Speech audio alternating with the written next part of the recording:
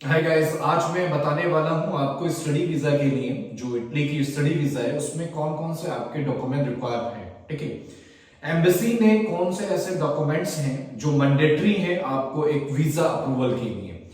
VFS ने भी अपनी वेबसाइट पर इसे मेंशन कर रखा है, क्योंकि दिल्ली में इंडिया के अंदर वीएफएस है जैसे जहां आप स्टडी वीजा को अप्लाई करते हैं। ये एक सेंटर है। ठीक है, डायरेक्ट आप एम्बेसी जाकर वीजा अप्लाई नहीं कर सकते। तो एम्बेसी ने वीएफएस के को अपनी क्राइटेरिया बता रखा है कि एक स्टूडेंट अगर वो स्टडी वीजा लेता है तो कौन कौन से डॉक्यूमेंट्स वो मैंडेटरी हैं उस वीजा के लिए। तो वीएफएस की वेबसाइट पर भी आपको मिल जाएंगे, लेकिन मैंने यहां कुछ पॉइंट्स बनाए हैं। ठीक है, कि वो कौन से डॉक्यूमेंट्स स्ट्रॉन्ग डॉक्यूमेंट्स हैं जिससे आपका वीजा अप्रूवल के चांसेस भी बढ़ जाते हैं। और मैं लिस्ट बाय लिस्ट आपको वो डॉक्यूमेंट्स की लिस्ट बताऊंगा जिस डॉक्यूमेंट्स के जो रिक्वायर है इस वीजा के लिए। ठीक है, फर्स्ट स्टार्ट करता हूं, ज्यादा टाइम नहीं लूंगा। फर्स्ट है पासपोर्ट। पासपोर्ट मैंडेटरी है। कॉमन सी बात है कि अगर आप किसी दूसरी कंट्री में विजिट करना चाहते हैं तो पासपोर्ट मैंडेटरी है। उसकी 2 पेज खाली होना चाहिए, ब्लैंक जो भी है 2 ब्लैंक पेज होना चाहिए। ये भी आपको मस्ट होना चाहिए, ये भी आपको पता होना चाहिए। एंड और इसमें क्या है कि 3 मंथ्स वो वैलिड होने चाहिए। ऐसा नहीं है कि आपका नेक्स्ट मंथ ही वो एक्सपायर है पासपोर्ट, ऐसा नहीं होना चाहिए। नेक्स्ट ये पहला हो गया, ये सबको पता होता है कि मुझे पासपोर्ट की नीड पड़ती है किसी भी वीजा को अप्लाई करने के लिए। फोटो चाहिए होंगे बैकग्राउंड, वाइट बैकग्राउंड के साथ। ठीक है, ये आप फोटो वीएफएस में ज्यादा, मेरे सजेशन ये रहेगा कि आप अगर वीएफएस सेंटर जा रहे हैं, दिल्ली वाले सेंटर पे जा रहे हैं, तो वीएफएस सेंटर में ही जाकर फोटो जो है क्लिक करवाइए, वहां से ही लीजिए, वो ज्यादा बेटर रहेगा। सेकंड पर आ जाता हूं, पासपोर्ट हो गया, फोटो हो गया। नेक्स्ट है visa application form. Visa application form आपको वीएफएस की वेबसाइट पर भी मिल जाएगा। अगर ना मिले, ठीक है, तो आप मुझे कमेंट्स कर दिए और इस वीडियो के कमेंट्स में मेंशन कर दीजिए कि आपको फॉर्म की रिक्वायरमेंट है, तो मैं आपको वहां अपलोड कर दूंगा। ठीक है, और अगर ये भी ना हो पाए तो आप वीएफएस सेंटर जाकर अपना उसी टाइम फॉर्म फिल कर सकते हैं।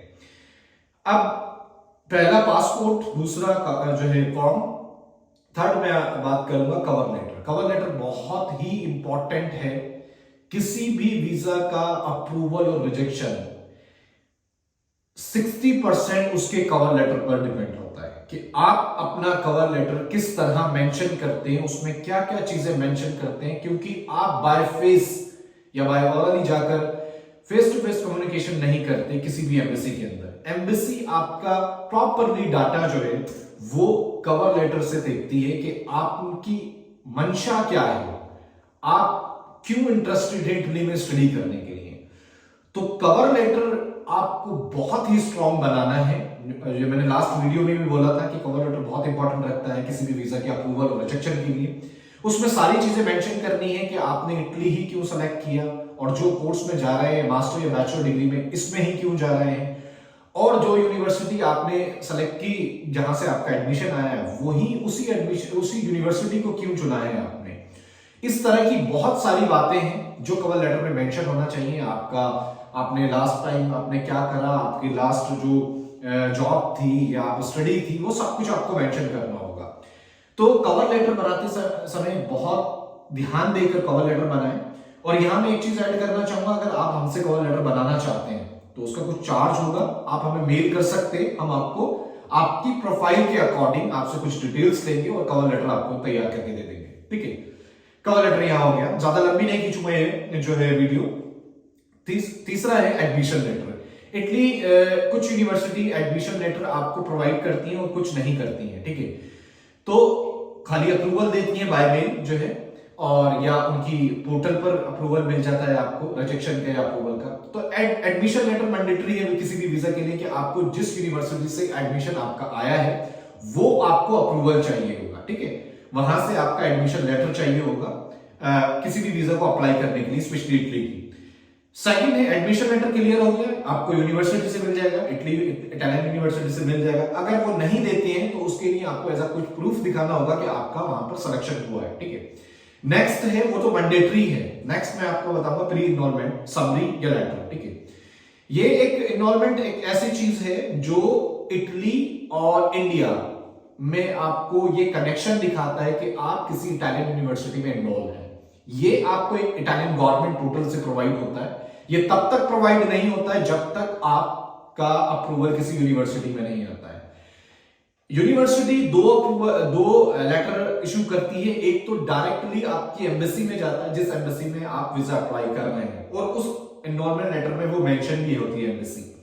तो एक तो वहां जाता है डायरेक्टली, आपको भेजने की जरूरत नहीं होती है, यूनिवर्सिटी खुद ही भेजती है। और एक आपके पोर्टल पर मिलता है, वो इटालियन गवर्नमेंट पोर्टल है, वहां आपको मेंशन होता है, वहां से आप डाउनलोड करते हैं। ठीक है, तो प्री एनरोलमेंट लेटर आपको वहां से मिल जाता है। नेक्स्ट है, अगर आपने फीस सबमिट करी है, ठीक है, अगर आपने ट्यूशन फीस सबमिट करी है, क्योंकि कुछ इटालियन यूनिवर्सिटी फीस नहीं लेती है जब तक आप इटली नहीं पहुंचते, और कुछ पहले ले लेती है, जो भी 1500 या 1000 यूरो, जो भी बड़े जो भी उनकी फीस है ट्यूशन फीस, तो अगर आपने वो पे करी है तो उसकी रिसिप्ट लीजिए कि आपके पास प्रूफ होना चाहिए कि आपने इतने यूरो यूनिवर्सिटी को पे करनी है अपनी ट्यूशन फीस। और अगर यूनिवर्सिटी आपकी ट्यूशन फीस एक्सेप्ट नहीं करती है, ठीक है, उसका ये क्राइटेरिया है कि जब तक आप इटली नहीं आ जाते तब तक हम आपकी कोई भी फीस एक्सेप्ट नहीं करेंगे। तो इस केस में आपको यूनिवर्सिटी से एक लेटर लिखवाना होगा, उसमें मेंशन करना होगा कि यूनिवर्सिटी स्टूडेंट से फीस सबमिट नहीं कर रही है जब तक वो इटली नहीं पहुंच जाता। ठीक है, ये भी टॉपिक खत्म हो गया, 4 टॉपिक थे इसमें। फिफ्थ आ जाता है आपका डिग्री अटेस्टेशन, मार्कशीट और ट्रांसक्रिप्ट। 3 चीजें, डिग्री आपकी जो बैचलर डिग्री है, तो बैचलर डिग्री, मास्टर के लिए अगर अप्लाई करें तो बैचलर डिग्री आपकी मैंडेटरी होनी चाहिए, उस पर अटेस्टेशन होना चाहिए। एक एमएचआरडी, एक मिनिस्ट्री ऑफ एक्सटर्नल अफेयर का, 2 अटेस्टेशन मैंडेटरी है। विदाउट अटेस्टेशन आप वीजा नहीं अप्लाई कर सकते, आपका डिक्लाइन का बहुत हाई चांस है। पहली बात तो जो है एप्लीकेशन ही एक्सेप्ट नहीं होगी।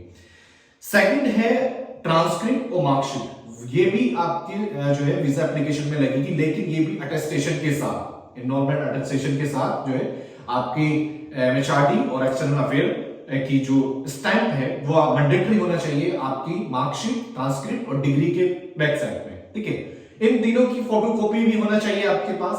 ठीक है, फोटोकॉपी के साथ लेके जाए, क्योंकि ये सबमिट कर लेते हैं, वो आपको डिग्री नहीं देते। जब आप एप्लीकेशन देने जाते हो तो आपकी डिग्री जो है वो सबमिट कर दी जाती है, तो आपके वो पासपोर्ट के साथ आती है, चाहे वो अप्रूवल हो या रिजेक्शन हो। देन थर्ड आता है मोस्ट इंपॉर्टेंट चीज, डीओवी, डिक्लेरेशन ऑफ वैल्यू, डीओवी आता है जो इटालियन एम्बेसी प्रोवाइड करती है।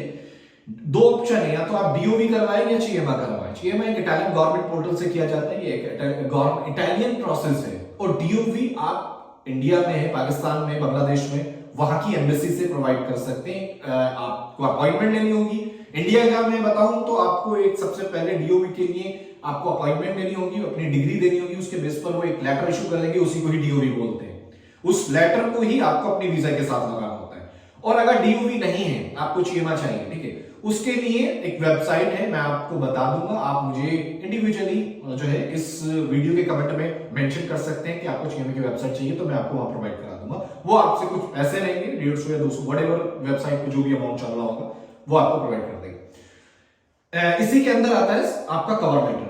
कवर लेटर सॉरी मेंशन हो गया है सीवी, आपका जो आपका सीवी है, ठीक है, वो आपको मेंशन करना है। सीवी के अंदर आपको अपनी एजुकेशन मेंशन करनी है, और आपको वर्क एक्सपीरियंस है तो वो दिखाना है आपको, व्हाटएवर जो भी आप एक नॉर्मल सीवी होता है वो आपको बनाना है।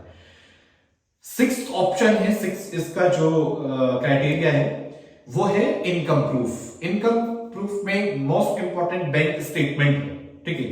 यहां इन्होंने मेंशन कर रखा है कि proof of means of support of not less than 6,000 something like that, 6,000 के आसपास जो है आपके यूरो होना चाहिए ईयरली जो है। और इस कि आपके पास इसका प्रूफ कि आपको ये समझना होगा कि बैंक स्टेटमेंट और बैंक बैलेंस एम्बेसी मांगती क्यों है आपसे। यहां मैं आपको बताना चाहूंगा कि बैंक बैलेंस इसलिए आपसे मांगती है कि अगर आप इटली में पढ़ाई करना चाहते हैं तो आपके पास इतना इनफ मनी है कि आप वहां खुद खर्च कर सकते हैं, भले ही आपने स्कॉलरशिप ली हो, उससे मतलब नहीं है, लेकिन आपके पास इतना अमाउंट होना चाहिए कि आप एम्बेसी को ये दिखा सकें कि आप फाइनेंशियली स्ट्रांग हैं, आप इतने पैसे लेकर जा रहे हैं, ठीक है। तो उसके लिए मैं आपको सिंपल लैंग्वेज में बताऊं, 10 लाख से लेकर 14 लाख के बीच में आपका अमाउंट होना चाहिए। वो और किस तरह होना चाहिए वो मैं लास्ट वीडियो में बता चुका हूं, जाकर आप देख लें, डिटेल में नहीं जाऊंगा। 6 मंथ की स्टेटमेंट चाहिए होती है, ये यहां बात खत्म हो जाती है। सेकंड है, अगर आपको स्पॉन्सर बनना है, आपके फादर मदर पेरेंट्स गार्जियन कोई भी बनना है, उस बंदे की आपको बैंक स्टेटमेंट हो गई, ठीक है, और स्पॉन्सर लेटर आपको कचहरी में जाकर या कोर्ट में जाकर आपको एक लेटर, स्पॉन्सर लेटर बनाना होगा जिसमें ये मेंशन होगा कि आपके फादर अलाउ कर रहे हैं कि आप जो स्टडी करने अब्रॉड जा रहे हैं तो आपका सारा खर्चा वो आपके फादर उठाएंगे। ये एक स्पॉन्सर लेटर होता है, पर्टिकुलरली बन के आता है, उसका भी अटेस्टेशन होना है आपको, ठीक है। लास्ट 3 ईयर की आईटीआर, अगर आप खुद एप्लीकेट अप्लाई कर रहे हैं तो आपकी आईटीआर होनी चाहिए, और अगर आपके फादर हैं, उनका कोई भी बिजनेस है, उनकी आईटीआर 3 ईयर की, 3 इयर्स मैंडेटरी है, 3 ईयर मैंडेटरी। अगर नहीं है तो आपको रीजन देना होगा कि क्यों नहीं है, ठीक है।